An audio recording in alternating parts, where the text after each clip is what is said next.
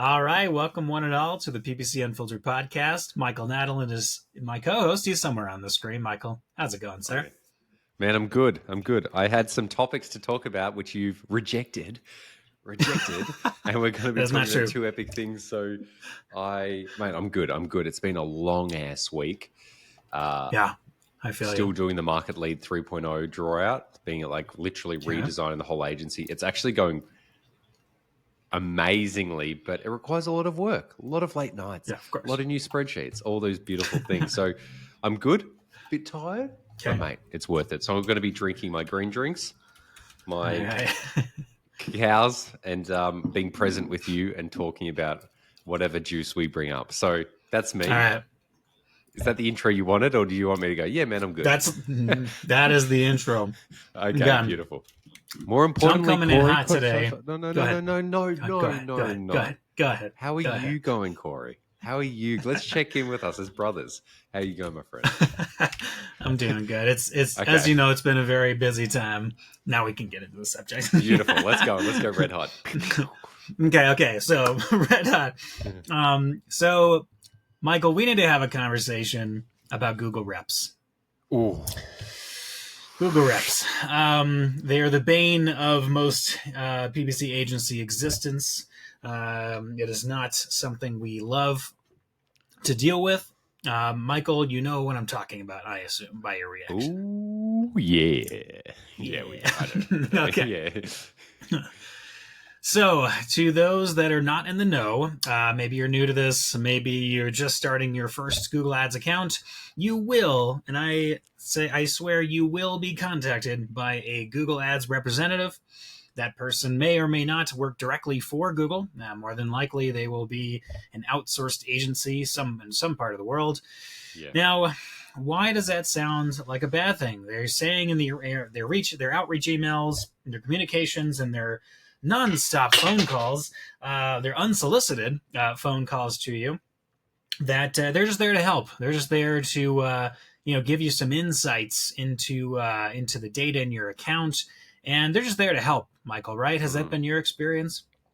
My brain's already started drifting away because I've got some trauma responses that I'll tell you about. But I'm going to say yes for the conversation flow. But then when I share what I'm going to share, I've just started having flashbacks right now. So I'll be present. Yes, that is my experience. Okay. So I'm being real, bro. Being real. This is unscripted. This is unfiltered. Yeah. This all came up for me because there was a very popular post on PPC or Google Ads Reddit, actually Google Ads Reddit, about one day ago, and it says the title was "I was fired as a Google rep because." All right, so it's a nice clickbait there, but it gets a little bit interesting because a lot of us in this industry have theorized for a long time that Google really pushes these Google reps, to push any kind of automation, any kind of new feature in the Google Ads UI, whatever it is, more budget that's new. They want them to push it. Yeah, and most of the recommendations tend to be spend more in some form or fashion. It's not usually, hey, we want to figure out how to save you money.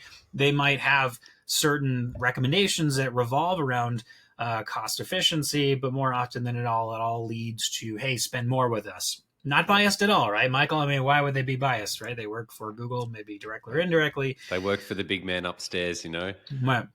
There's... Now, I don't know if this post is real or not. There's no way to confirm whether this person really did work for Google or not. So whether it's just trolling and hilarious, it still creates fuel for conversation, which I really like. So, Michael, I'm going to go through some of the things they mention, and I would love to just get your feedback, and that way you can integrate your triggered experiences with these Google reps. Integrate. We'll see. Diplomatically integrate. Okay, so the first reason this person said I was fired as a Google rep was I refused to lie about the automatically applied recommendations, which automatically changed your account, but Google saw that as a missed opportunity. So what do you think about those automatically applied recommendations? Do you think most accounts should use those, Michael? Mate, who are we speaking to? Are we speaking to someone who's like, new, or are we talking to the real peeps? Look, actually, at the end of the day, real people. I'll bring it back. Look, it is a missed opportunity for Google to make more money, to expand their reach, to expand the tentacles across the internets. Look, at the end of the day, all of those features should be turned off and then deeply reviewed individually to see if they match. But as a default, they should be off rather than on. And the reality is, I never turn them back on. But at the same time, I'm not going to be like turn them on and never turn them on, because that's you can't make assumptions like that. There will be times where maybe some of them would do matter and do match, but I've never had them. So to quickly answer it, no, I don't use them. 100% agree. I have nothing to add, because Corey? That's exactly what I would have said. Yeah. That's my answer. And you know what? You can actually, what's nice is, I believe, look, I'm getting a bit old in my age now. I think you can actually turn them all off in Google Ads Editor now, rather than manually doing them. Yeah. Is that correct? There's these. I don't know, it takes 2 seconds to do in the UI. I don't remember. Yeah. Oh yeah, you can do in the UI. Probably. Oh yeah, sorry, I'm thinking about the ad extensions as well. Like the now they just like do automatic ad extensions or ad assets, as they call it now. Sorry, how rude of me. How dated of me. I don't like that term. It's too vague. It's just like assets. I mean, it's so many things. Mate, like I get it. But that's everything now. It is vague. Like that's why they make it vague. So anyway. We digress. I digress. So before I go on to number 2, I just want to say, because it's so top of mind, this is an emotional response to this. I cannot stand how spammy this outreach is by these Google rep teams. It's ridiculous. I get calls 2-3 times a day on average from these Google reps. Whether or not I ask them to do it or not, they get recycled out. It seems like every 3 to 6 months. Then you have your client, worst of all, if you're an agency running ads for other businesses, being contacted around behind your back in a lot of cases, whether that's intentional or not. It tends to be like, hey, you know what? This person has ignored or said they don't want my advice, but what about you, owner of the account? Do you think we should be doing these and this? Now you're creating a huge headache for agencies to then have to speak with the client and manage their anxieties around, like, well, they're saying there's missed opportunities in the account. What are they talking about? It just really creates this very negative atmosphere, very toxic atmosphere. Michael, have you had these experiences? Can you understand where I'm coming from on the frustration there? You know, Corey, I hear you and I understand you. And I hope you felt this space is safe to share yourself. So thank you for sharing that. I've received that, and I feel it, my brother. Come on, Michael. Okay. Come on, we're being serious here. This is the PP Seriously Unfiltered. Look, this is the trauma response I had. I remember I was on a hike one day, probably about 2 or 3 years ago, and I just kept getting these fucking calls, man. Yep. And I just I just bought a new number after that, and I just was just like, I'm sick of this. Every time I'd answer the call, I'm like, stop calling me, take me off the list. I'd literally say, no, take me off the list. They're like, yep, okay, we've done it. They didn't do it, and it was the same with the emails, man. So anytime I actually changed my phone number that goes into the Google Ads account, not that I need it, is actually a burner number. That it's like a second number I have, like a VPN kind of number. It's a US number. I'm in Australia, obviously. Just for Google Apps. Yeah, well, then no one's calling it. That's the one that's in the Google Ads account. If I ever do need it for a 2FA, which never happens because I've got my other 2FA, I'll get it through my 2FA apps. But they do not have my number. I changed my number because I don't want people contacting me. They were merciless.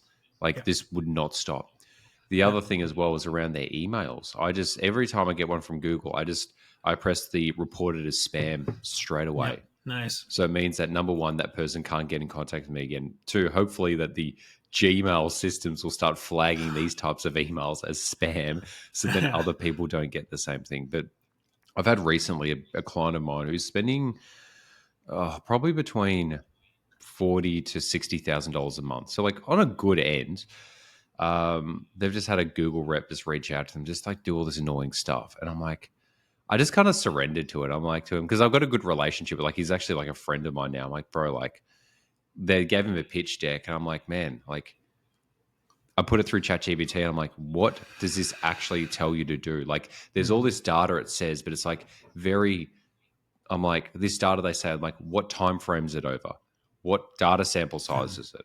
And then what are the recommendations? And I'm like, look, the data always looks like you're either missing out on something and you need to spend more money, or something's going well and you need to spend more money. I said to him, you're at the moment being aware of your budget. All they're telling you to do is spend more money.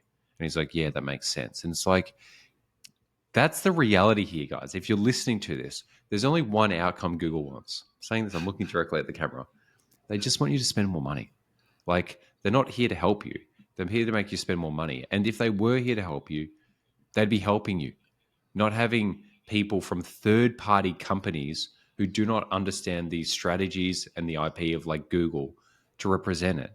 It's like they're a salesperson. They're essentially just a call center for Yes. warm leads. You are the warm lead. You're actually a hot lead because you're actually already paying them money. They're just a call center. You're not getting anything. There's no value being transferred here. Yeah. It's just a I keep value saying take. that. I keep saying that too. These are salespeople. I think that is the quickest way to understanding with clients is like these are salespeople at its core. I love, Michael, that you see people defend it. Well, my rep is really great. They come up with some really creative ideas and blah, blah. I'm like thinking, okay, it's probably one of those partner program, like the top tier, quote unquote. Yeah. Oh, you've been entered into the top tier program. You're going to get a better rep than before. And to be honest with you, again, it doesn't mean that it becomes unbiased advice. It might be decent advice, but it doesn't become unbiased. It's still the company you're spending money with to advertise on. They're still the ones giving you the advice. You don't think there's going to be any bias in that inherently? Yeah. And if you're spending that much, why do you need an agency to run your ads and a Google rep? Like, there's just no. You're just going to end up stepping on each other's toes. And I would believe challenge. me, go ahead. So I just want to put in there. I would challenge anyone to say what good ideas have they put forward, and actually just document that. What good ideas are being put forward here, and the ideas, if they were implemented, what were the outcomes? And you got to go to yourself, well, if these are so good and this was the outcome, why weren't you originally just doing that? Exactly. Like it's sometimes it's a blind leading the blind, and because they're from Google, there's this sense that like they're an authority in this situation. They're not. Right. They're the authority on owning the platform, but they're not the authority on leading. Like that's why people like you and me and there's billions of dollars being transacted in management fees for people to run these services, and not because we're scamming people. It's that the systems and guidance that Google and Facebook people know inherently is insufficient. And they're trying to grab that market share back of going, well, if we can automate this and teach people more, they'll have less on management fees, more back into the channels. So they're trying to shift that money back from that management side internally. Now, look, to be fair, they have the right to do that. And if they did it properly, they have the right to take clients away from us, but they don't. That's the reality. And I can say that because like I make my money selling management fees, but at the same time, I say no to more people than yes. I only say yes to people where I'm like, I can make a significant impact and I know I can actually do the work. There's most people I can't because of their business is average. So maybe they should be speaking to the Google rep. But the smaller the clients, the more likely they are to follow the Google rep's advice, and they're more likely to get horrible, horrible results rather than if they invested that money into a specialist who's actually good to actually start making their business money. Yep. It's so you can see it. I've seen it with very intelligent, seemingly intelligent people that I've worked with. I mean, I have to be honest, right? Seemingly intelligent people who they seem like good, smart business owners. They have been having a Google rep manage their account for them because it's free, and they have this assumption that these Google reps have this internal knowledge. They've got, they can see the insides of the models and stuff. They can't. I mean, even the data engineers that are creating these algorithms don't know exactly why they're doing what they're doing. That's inherently part of the black box of smart bidding and machine learning. So, for please, any of you guys are spending anywhere decent, 10,000 plus a month, and you've got the budget to afford a professional media buyer, you got to stop being cheap and just giving it to a Google Ads rep with the assumption they're going to come up with things that are so clever, that are so great for your business. They will always be inherently biased to funnel more money into Google's pocket than your own. And that's not like, I'm not trying to say that they're all evil reps. I'm sure there's a lot of good reps out there that have good intentions, but it doesn't mean that, like you said, the higher ups are not pushing certain things on them. And if they were so great at Google Ads, they wouldn't be Google reps. I would assume they would probably be running their own freelance or their own agency, running Google Ads for people, right? Now maybe that's something they want to eventually do. So I'm not saying it's all evil. I'm not saying that every piece of advice is going to be bad. I am more complaining about the way that they spam and make the job of agency partners so difficult by like seemingly harassing and spamming the clients and or the agencies. And like I said with the emails, I mean it's these subject lines like, this is your last chance to get support from Google, and it's like, are you kidding me? You're going to use that type of tactic here? Believe me, they're not going anywhere. They're going to keep asking you for more money. So I just anyone who kind of used direct response, that there's no scarcity. Anyone who uses scarcity language to try to sell you, there's no scarcity. And the other thing is, this is just like me just doing my random thinking patterns, is you look at a lot of companies and you see, okay, this company's good. Some of their team members left and they started their own business. And you can tell if somebody's good based on how many people of their alumni, like ex-workers, have gone off. So like, Google have had that, and Facebook. You hear about all these tech entrepreneurs. And look, it's kind of like Harvard. Harvard let the best people in. So the probability that they're going to be the smartest people when they come out is still high. There's never been an agency owner that I know of, or the top specialist authority in the world, where they're like, I used to be a Google Ads rep, and these are all the secrets I know, and I'm going to teach them to you. There's no one who's ever gone like, it's never that story. It's either, hey, I've been freelancing by myself my whole time, or I used to work for an agency, and then I've gone off and done myself. No one's ever like, I worked on the inside of Google. I know the ins and outs. You should follow me. It's not like, how there's like podcasts about people who used to be like ex-CIA spies, and they're like, here are the tactics, or Tristan Harris, who used to be like the tech dude for like Google and how to make it more addictive and stuff like that. And then they've come out and they're teaching you stuff. There's no reps that come out and go, here's the secrets, or there's no reps who actually do anything after it. They fly by night. They come and they go.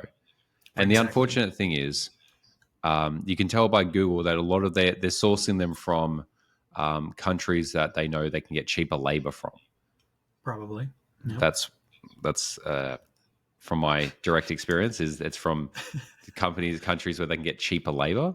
And then you've got to think, well, are they doing it because the talent pool's better there, or are they just doing it because it's cheaper labor? Because they've got KPIs to hit. Like, look, if we hit up, a client, an account doing $1,000 a month with 3 phone calls a month, the probability of them spending $1,000 to $1,500 or $2,000 is gone up by 80%. And then they're just like, well, let's get a call center in it'll cost us $30 to potentially push our profit or margin up another 100%. Now, look, I'm just a simple folk, but I have a suspicion that there's numbers that they know that for different tiers, if it's being managed or not, what they can push it up, how many phone calls and how many emails are needed, how many strategy calls are needed. And when they tick them off or that happens, their profitability goes up. The same with, or if they have all these settings on, then if all these settings are on, the probability, their profitability is, an additional 20% versus when they're not. Yeah. It's an outreach center. That's the model, right? Just outreach. So, yeah, I think. So, what's the outcome here, Cory? What do you do? What's the advice you give people? Like, we can sit here bitching and complaining. Bitching about it. Yeah. So, actually, it's funny because I did that. I have that on the list. Is how do we advise? How do we do it? How do we deal with it personally? How would we advise people to do it if it's different than what we do? Personally, I'm a big proponent of. I just have a copy paste email at this point that essentially says, I'm more than open to you emailing me any new betas you think would be relevant for our account to try. I'll consider them at my own time and my own whatever, and I'll consult with the client on that. But essentially, the whole tone is, I will think about it. Feel free to send me stuff if it's well thought out. I will personally consult with the client because I am the one responsible for their advertising on this channel, not you. Do not reach out to the client unless the client has asked you to do so, because what you are then doing is creating a huge headache for me by reaching out to them. I am not going to immediately respond to all of your responses. I got plenty to do, and most of that is not talking to you about your ideas that you have for the account. Yeah. It's just a lot of that tone. It's just like, this is on me. If you have special ideas about betas, like something I wouldn't know anything about because you're on the inside, cool. Send them my way. there's no guarantee I'm going to respond to you because most of them are not something that I think are relevant for the client. And at the end of the day, I am going to handle the communications with the client. The last thing I want you to do is going behind my back. And that just really, really pisses me off. Going behind my back and talking to the clients. And then I have to hear from the clients like, hey, I've been talking with this Google rep for a week about this stuff. Like, how come we haven't tried that? And it's like, are you kidding me? Like, why am I all of a sudden now having to deal with this? It's just, I think it's really unethical. And I'd really like that practice to stop. If it is very clear right from the outset that it is being professionally managed because you've emailed all the people on the account and they've shown that to you through the response, you should not be going behind those people's backs and speaking to the client. I just think that that's really, really unethical. So there should be an opt-out feature. An opt-out feature for communication. Yeah. Keep it simple. Exactly. Yeah. And make it where it's like indefinitely or 3 months or 6 months or whatever. I'll probably use indefinitely. Yeah.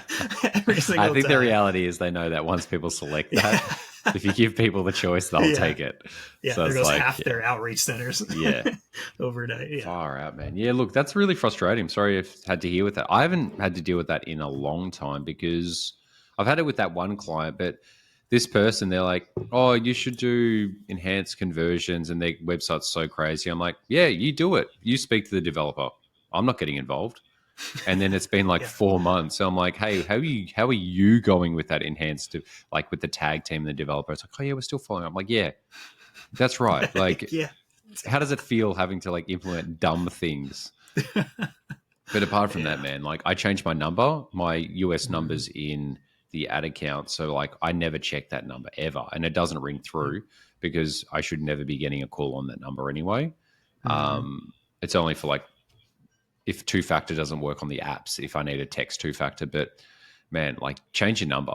But I suppose like you're already in that ecosystem. It's kind of like your number's already been, it's already in the Google system. That's why now I never put my phone number in any Google or Facebook platforms.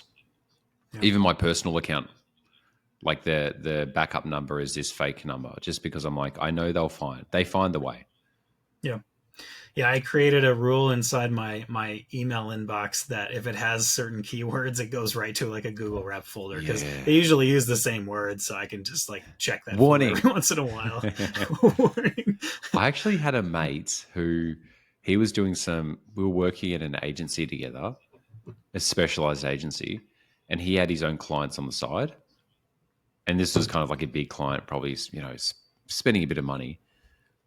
This was his client on the side privately. The Google rep found out my friend's name in the account and then called the agency he worked at asking for him to speak to him about this other account that he's doing on the side.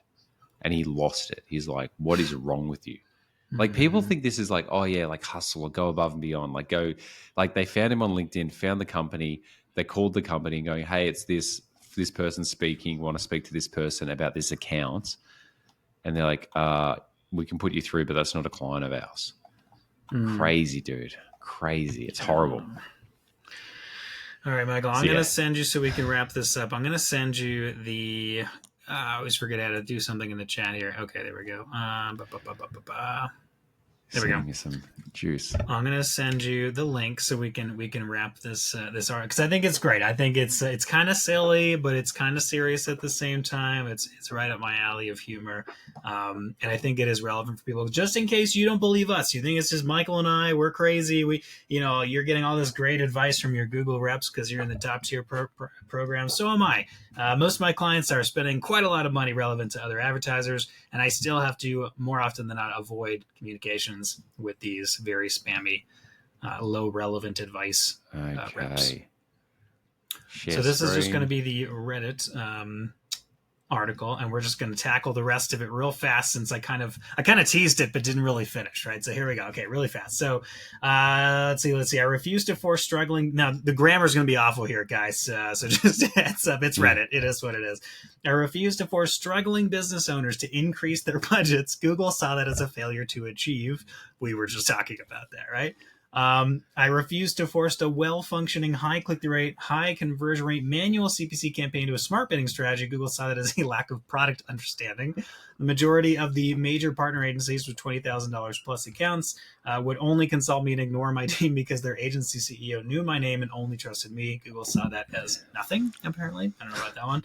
I refuse to start the PMAX campaign for non-merchant accounts that were only lead-based. Those accounts don't need PMAX. Google saw that as a lack of ambition to improve accounts really fast before you move forward. Michael, are you still on board with that? PMAX does not usually belong in a lead generation account, even when they want to go major outbound. What are your thoughts? I think 99% of the time it's no, but still 1% of the time it does work. Yeah. But I'm not going to like go into the depths of it. I'll just say 99% of the time no, but we actually have clients doing it for lead gen and we track the lead quality. So very, very nuanced, but yes. No, now, without sharing proprietary systems, is it really obvious when that 1%, when the 1% is the one that should be used for PMAX? Is it really, or is it really nuanced and complicated? It's challenging because they get a bit of brand search through it, so that's natural, and then they do get a lot of other search terms. It's really, it's like, I'm just going to advocate for this. I'll just say no. I'll just say don't use it. It's just like, this is like a really, really, really advanced and very experimental. So it's just not as a baseline, especially if your account's going well. I agree. Yeah, look, with lead generation, every click, every dollar matters. You've got to be more conservative and more careful with your targeting, with your bidding, with your budgets. PMAX wasn't inherently designed for that, so it's something to consider. That's why it's probably going to be a no for most, right?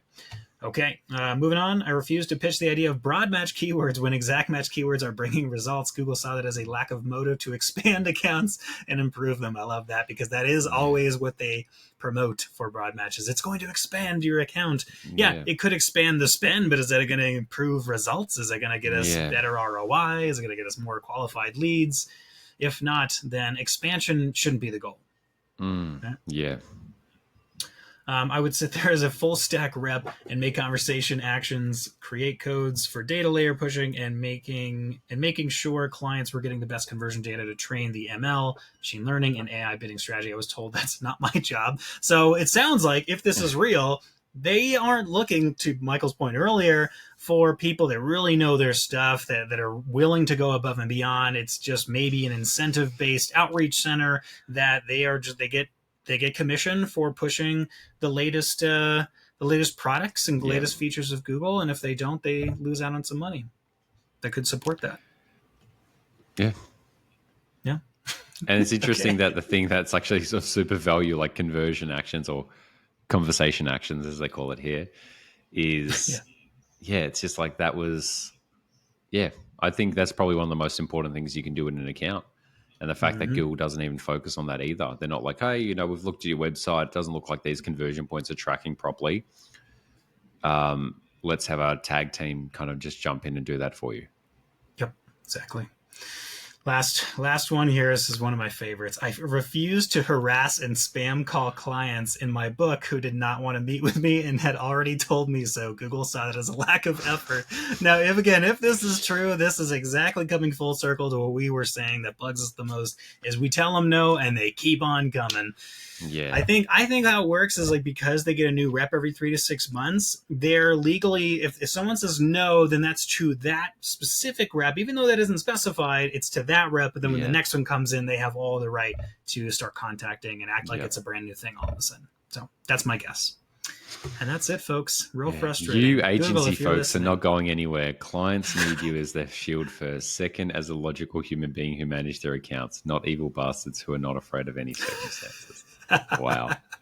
Yeah. Wow. Very quite viral for Reddit in a niche industry. Yep. So that's it, guys. I appreciate you guys sticking through this vent session with Michael and I. It's been top of mind for quite a while. I really get bugged by this, and every agency partner, every professional that does this says the same stuff. They can't stand the practices, the outreach practices, it either needs to stop or it needs to be more systematized where we can opt out and stop being bothered, and especially stop going behind our backs and contacting clients. That if you really like want to create hate among agency partners that are technically promoting your product of Google Ads, you got to stop doing that stuff. It's really unethical, really messed up. Wow. Well, dude, I'm just reading one last comment here. Someone asking about, I wonder if you can share with us any tips on how to improve the performance. CPCs are skyrocketing. There seems to be no way of getting more effective. The guy's like, I can't say anything. I would look at your data, but he goes, Google monitors all industries and they can raise the floor bid to higher, meaning that the auction starts at a higher amount. And then you sit there as an advertiser thinking, why are my CPCs higher? Not knowing that Google raised the minimum bids. So it's like, it's not an auction system. It's like artificial. Like there's a price floor and they keep pushing it up, but we all kind of know that. That's been theorized for a long time. Yeah, for sure. Are you Joey Calamaro? I deal with a lot of Google reps and it's not unusual to get 3 to 4 calls plus emails per day from them. Hey, no, Joey. No. I know you're Joey. That's my alias. Excellent. Okay, man. Well, right, shall we jump on to our next topic that you're so... Another insistent Cory Lindholm coming in hot. Let's go. All right. Michael, we need to edit this next little moment out because I got to grab my charger. My laptop's about to die. Okay. We are technically good to go now. One second, mate. Good. Yep. I'm just going to fill up my hydrogen water. We need one of those little things that they use when people are acting, you know, like clack. Ready to go. Scene. Oh, yeah. In like a little baby one. Okay, cool. Let's go. All right, folks, on to our next session. This one is going to be a lot more technical, and I am going to shock and surprise Michael because I am going to be mostly asking for his advice on this technical topic. And I say he's going to be shocked because I didn't give him any heads up about this, so he's going to hate me for this. It's going to show how much of a fraud I am with everything I've done. That was the whole point. He speaks a good game, but now when he's actually put on the spot, let's see his fraudulent answers, and let's put it into ChatGPT afterwards to see how aligned he is. Okay, let's go, big dog. As if ChatGPT knows how to do Google Ads. Yeah, okay, perfect. So on this section, I want to talk about the very common challenge with low spend, low conversion volume lead generation accounts. This is particularly prevalent in B2B lead gen, and the more niche the industry, the tougher this is. Now, the two things that are challenging is you have low conversion volume. Smart bidding doesn't like that, just doesn't do well with it. And you also have low amounts of spend where every click, every dollar really, really matters. What does that inherently cause? It causes a want and a desire for over controlling or just a lot of control. So then what happens? You get over segmented accounts. You get like 10 campaigns that are all on a $100 shared budget, and they're all using the same target CPA bidding strategy. So, Michael, this is a challenge because we want to have the targeting, the budgeting, the bidding control because every dollar matters. But at the same time, if we over-segment, we have conversion signals all over the place. And there has been theorized that even if you do portfolio bidding and or shared budgets, the algorithm is still going to struggle to find confidence in what it's going to bid. So it still has these sort of exponential learning phases that sort of restart over and over again, especially considering we're also challenged with the 90-day cookie window. So even if we're importing offline conversions, it creates another unique challenge. So this is a lot of accounts, right? Now, I don't do a ton of lead gen. I mean, I do tend to be bigger. They don't have as many data velocity problems, but this is definitely more up your alley. I'm really interested to see how you usually approach this. Beautiful. So this is actually a really interesting and timely topic because I've actually had a pretty big company. Well, not big. They're like a few multi-million dollars. They're in a niche B2B space. But I just got access to their account yesterday and I just looked for like 1 second and it's like 2 campaigns, both broad match with display on it. And I'm like, whoa. And look, the problem you mentioned here is it's B2B or like it's a niche area. So there's the niche aspect of potentially low searches. And then number 2 is high competition potentially. And then number 3, low conversion volume, which could affect the algorithms if you do lean towards that. And then number 4, you said low budget or small budget as well. Right. So Yep. in this case, you've just got to, rather than looking at it from the advertising hat first, you've got to put the business owner hat on and go, okay, this B2B business, is it one product or service that I'm pushing, or is it multiple lines? And you just got to really like see that. And it's about not offering, but like you may have them internally, but are you actually pushing them? So I'd always start with just like asking the questions and getting clarity on what the outcome is and going, okay, we want to be pushing all these areas or just this one area, and we want this outcome. From there, you can reverse engineer the account structure and the strategy from there. So my approach, and look, I know you mentioned that thing about segmentation. I think because the nature that I run 2 businesses now, I work with a bunch of clients. My position now is it ends up being more, because we do the advertising so well, I'm pushed more into a business consulting role. And if you don't have the transparency on the data, you can't make decisions and you don't have control. So with the segmentation, at least from my experience, is if you do have a segmented account, whilst the data may be split out, which means you can see how much you've spent on this campaign, impression share, impressions, like your market reach, all of those things. And if you can do that, then you go, okay, this area is important to us, but we've only got $20 a day budget. And then you're like, that's ridiculous. So it's like, well, you gave us a budget. We either have $20 a day, or we pull in $100 a day, or whatever it is into this area. And it makes it really obvious where the gaps are. It's like, you'll get the data in, you'll see the impression shares, you'll see the impressions, you'll see the clicks, you'll see the search terms for that line of business. That way you've actually got more control, but you can actually illuminate to the client who may not have the budget, hey, yes, we can do this, but you're only like, if we're splitting it across, like if our budget's $1,000 or whatever it is, if $1,000, it's $33 a day. If you're going us to go after 3 lines of business, that's $11 each a day. The cost per click could be $5 to $20. This ain't going to work. And then you just talk about, look, we need this much data, and like, oh, okay. So it allows, the segmentation actually allows you to have like more of a high level common sense approach, because if you go, hey, we've got this one campaign or a few campaigns and things are all thrown in there, it's really hard to go point the finger and go, see this number here for this line of business, that's not enough. And you've got to make it really high level so it's obvious for them, because it's obvious for them and for you, because sometimes you can get caught in the hypnosis of, yeah, but the client wants this. They asked for it, so I must be able to deliver. I've got to make it work. And it's like, rather than just taking that step back and go, don't assume that just because they've given you a budget that that's enough. Yep. So this is just how I do every account now. Got to segment it based on line of business or how you want to be, what's important to the client, because it makes it 1,000,000,000,000 times easier to do any sort of reporting offline, as well as if you've got different lines of business that do have a different niche or focus, you don't want multiple users or different types of people. Like you want to have you just want clarity in like line items. You just want to keep it as logical as I find as possible. Now, this is lead generation. E-commerce is different because of the nature of the shopping. You don't control the search. But lead generation, it's so important to do that because you have control, you've got transparency. And when you've got the transparency and you have control, you can actually start to create that upward loop. So that's how I'd just start that.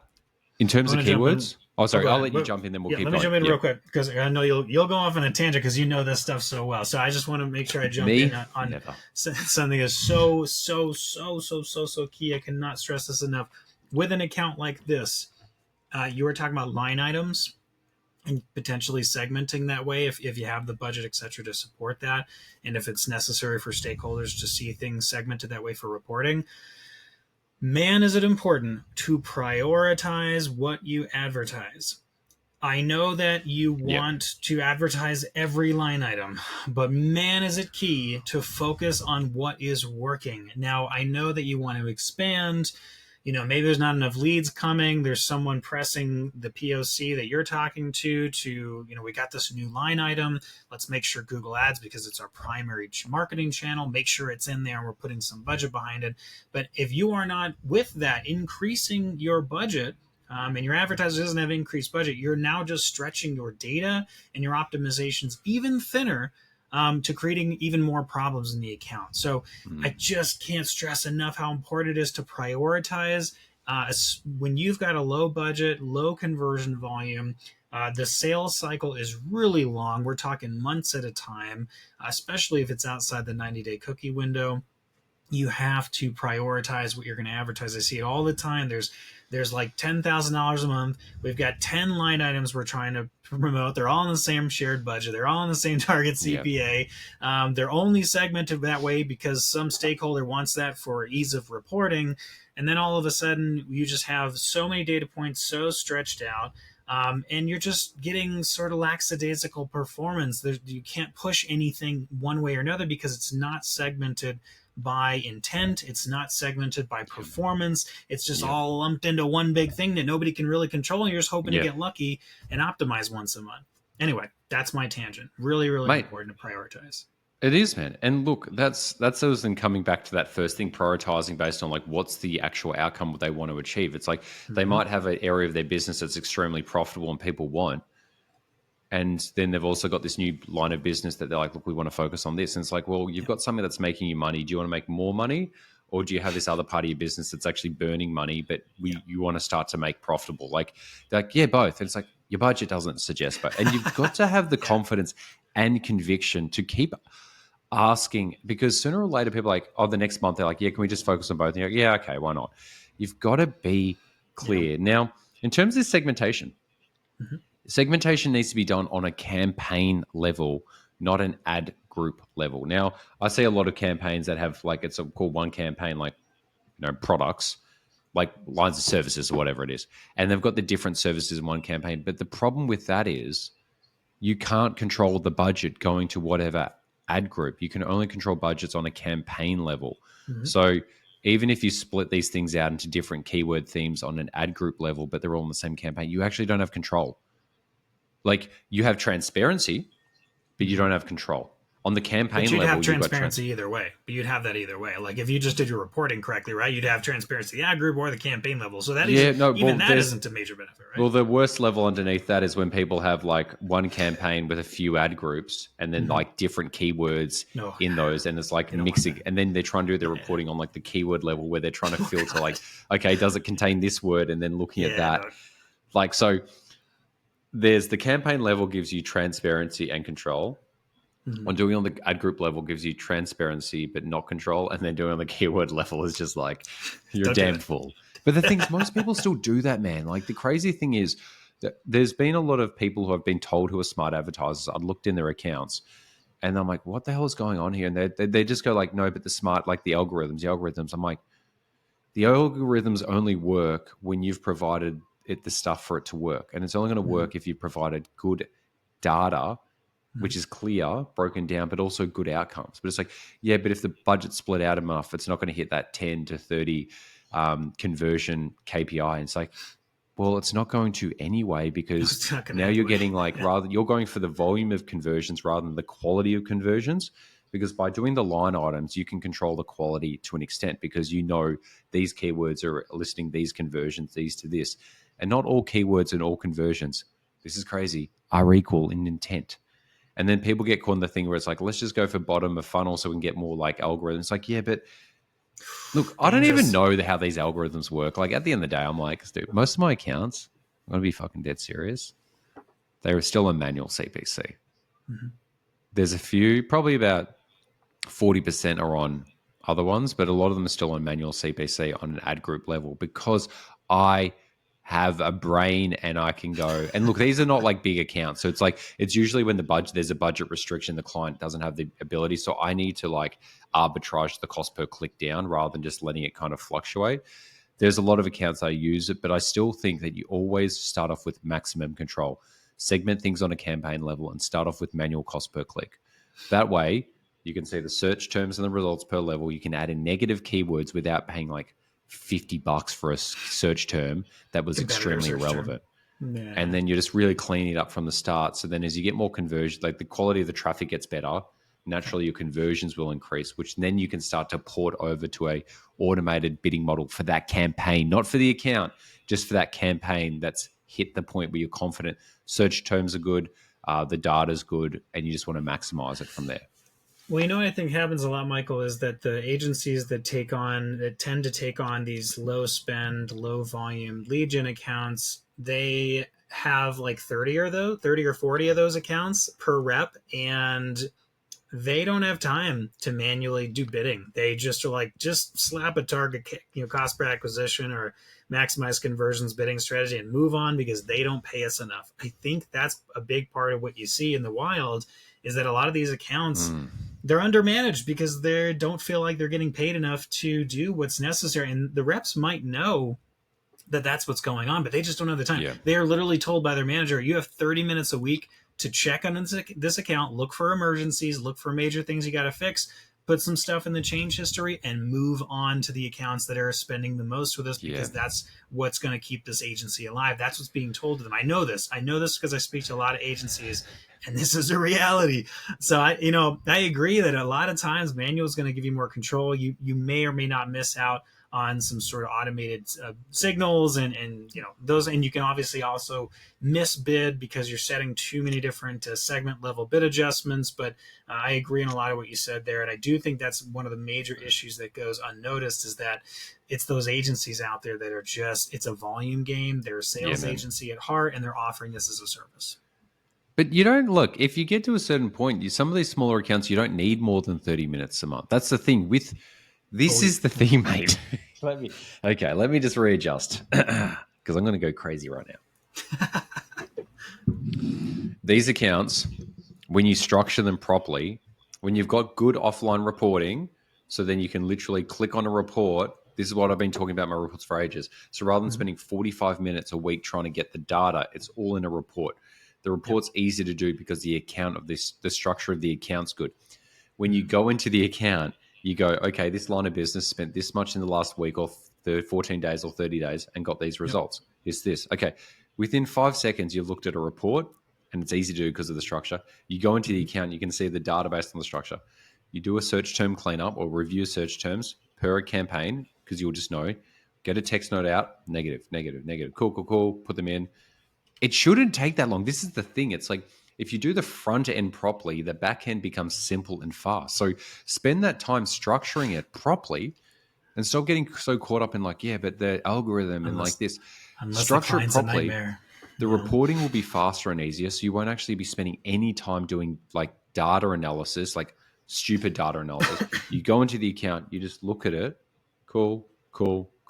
Change the bids here, increase the budget there, search term cleanups, put a few notes in. And that's actually it. So the stuff that you're mentioning about like they've only got 30 minutes a week or a month, that's probably all you need when you've actually done a proper structure for a small account. So it's actually ironic that by doing this stuff properly, it actually requires less time and you'll get the outcome. And when you're on the call with the client, you can go, look, this area of business is going well, but the budget's limited. And rather than going, why aren't you getting good results? You can just go, look, we're actually getting good traffic, but it's limited by budget. You're limiting this account because of the budget. And then you have the discussion around budget rather than why you aren't getting good enough results. Mm-hmm. Like it's one of those things that it's actually like that your time restriction, you'll get more time back from doing this, not less time. Yep. Well, it creates a new conversation. Obviously, it's very important to set up the account in a way and structure the account in a way that it's going to be successful, but you're not always going to hit right away. It's sometimes you're going to have to iterate over time. That's going to take some data analysis to figure that out. And you also, with these smaller accounts, these business owners tend to be not busy enough and over micromanaging their small amounts of data, and they don't have data analysis skill set. So they're freaking out over click-through rate, fluctuations that are over 10% and emailing you about that. So I think it is a very careful balance, but your points are totally valid. You definitely want to be structuring the account as best you can in a way that's going to set you up for success long-term. And it tends to be that those agencies have to manage the relationships and spend a lot more time on the relationships and avoiding nightmare clients than the micro optimizations. you do all this stuff properly on the front end, but then it's like, well, how do you do this stuff properly? It's like, this is just, I'm telling you the secret right now. Structure the accounts properly. There has been so many times where I've got an account, a Google Ads account. I'm like, damn, everything looks good. And I'm like, okay, how about I just restructure this area? For some reason, restructuring it will fix it. I remember chatting to a manager of mine about 2 jobs ago when I was at King Kong, and he's like, man, sometimes you just rebuild an account and it just works. It's Yep. like sometimes even just like you never know if you're really good at what you do. You never know how like you're just doing the same thing as someone else actually is better because there's probably just a nuance to it. And look, I always think about reporting first because if you don't know the data, you can't do the insights. And it's like, okay, but the data's not always going to be there because Google does hide some of the data now. So it's like, how do you make the data as easily to access and clear as possible? And then you go, how do I make it easier for reporting? Because when it's easier for reporting, it's easier for management, it's easier for communication. And I'm not spending all this time clicking around just trying to get some really basic numbers. Like how much did we spend on this line of business or these keywords? Then you get that time back. So you're spending less time on rubbish stuff that usually burns your energy. You're actually more in that creative flow because that dumb work's being kind of automatically done. So you can actually just be creative and solutions focused rather than spending your time and energy just trying to get data, which Mm-hmm. in this day and age now, like data should be easier to get, but it's actually harder to get. Especially Google's telling you to bulk everything together, use broad match keywords. So broad match could have any search terms, telling you to do one campaign, one thing. So then the data's there. So in a day and age where data science allows you to go further than it has in history, these channels are actually making the data less available. So you've got to figure out a way to structure it so at least you have more data available.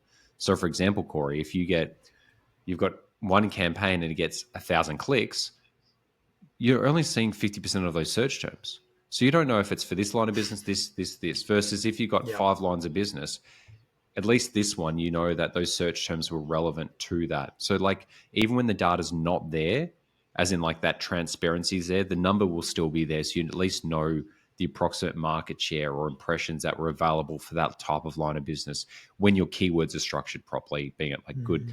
exact or phrase match terms, not broad. So Yep. it's very deep. Like there's so many angles to it, but like this, that's why I Mm-hmm. keep saying, if you structure it properly, all these problems that you have will just disappear. It's Well, like, I yeah, feel like a lot of these accounts they end up killing their own success because they over pivot. It's really yeah, just a lack of basic statistical principles and knowledge around sample size, minimum sample size, yep, sale like velocity. They just yeah, they're so caught like stuck in the minutia, and they're so desperate for any kind of lead, especially when the CLV is really high, which we haven't even touched on yet. And CLV tends to matter a lot to these businesses. If that's not being considered, it matters to your business. That's a huge part of this. That's a whole nother conversation. But I personally feel like so often that I see they shoot themselves in the foot. It's like they just can't let something ride for long enough to see if it even yeah, works. They're just like, no, we need to change it again. Like, no, I'm hearing the owner saying we got to do this, and it's just like, get out of your own head. You're yeah, getting in your man, own way. Let the data tell us what to do. Be data driven. I know that it sucks to like sit on something that doesn't seem to be working right away, but if we're talking about 30 clicks, 100 clicks, it's a lot of randomness, like whether or yeah, not it man, was relevant or not. We're looking at a thousand search terms that have disparities in intent, but that's not going to tell you everything. You're just yeah, guessing, and then they're hoping to get lucky, but they don't realize that. I hate man. that for them, but it tends to be it. Even just saying this now, like I've told you this week and last week that we're doing the market lead um, restructure in terms Mhm. of just like really building things from the ground up from all the experience. But even the things of just like when you're onboarding people and telling them, look, a sample size is needed of X amount of clicks.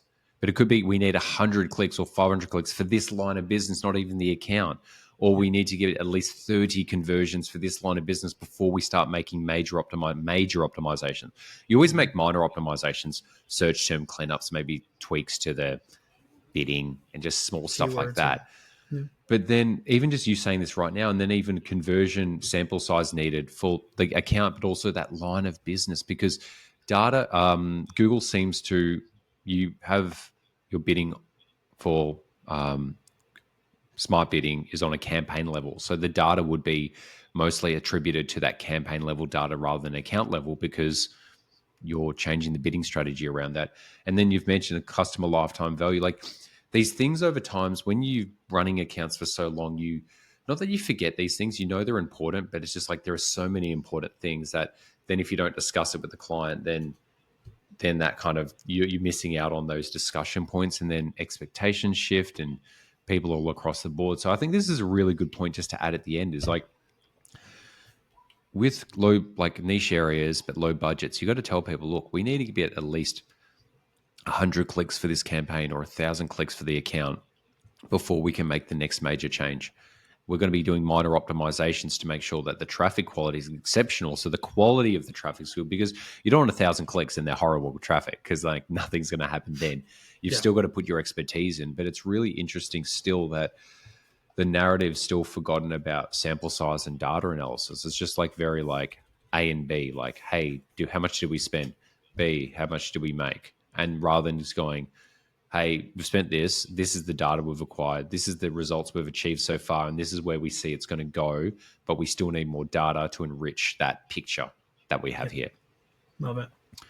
All right, I want to wrap up, so we got 2 minutes. I wrote these down. I put these as, these aren't going to be the all-inclusive keys to low spend, low conversion volume accounts, but I'm just going to say these are some of the things that I noted down that we both talked about throughout the call. So just so that you have that, whoever's watching or listening, or if this is a YouTube short that you're watching, here we go. I'm going to give you the top 7 keys to a low conversion and or low spend lead generation based Google Ads account.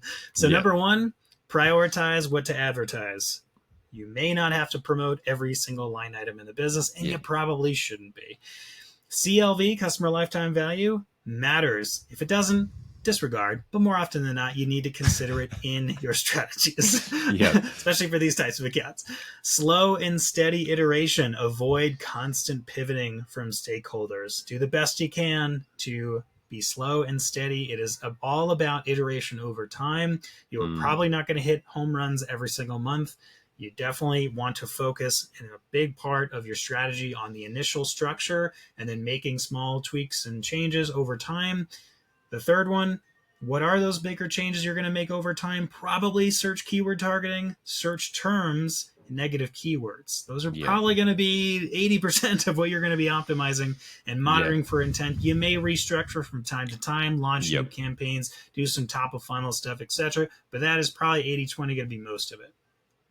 Next thing is going to be tracking and directionality. Those are so key. Tracking. If the conversion tracking is not set up correctly and you're not tracking micro This is for every account ever, not just this. Major. You've got to do this correctly. You can't just like focus on, did we get the end close deal? That's probably going to be like maybe 5 a month if you can even swing that, depending on how niche we're talking about. So make sure you're doing all the micro tracking, the enhanced conversions in there if that's relevant for you. You've got everything going and it's all firing all cylinders. That's so important. And directionality, not just static values, not just, how is it last month versus last year? You got to get out of that narrow way of thinking when you have low data volumes. What is the directionality? What are the trends of the data? Are we moving in the right direction? Yes or no? Optimize accordingly. Consolidate unless absolutely necessary. You do not want to be creating this over-optimized, over-granular account that spend and those data volumes cannot support, even if that's manual bidding.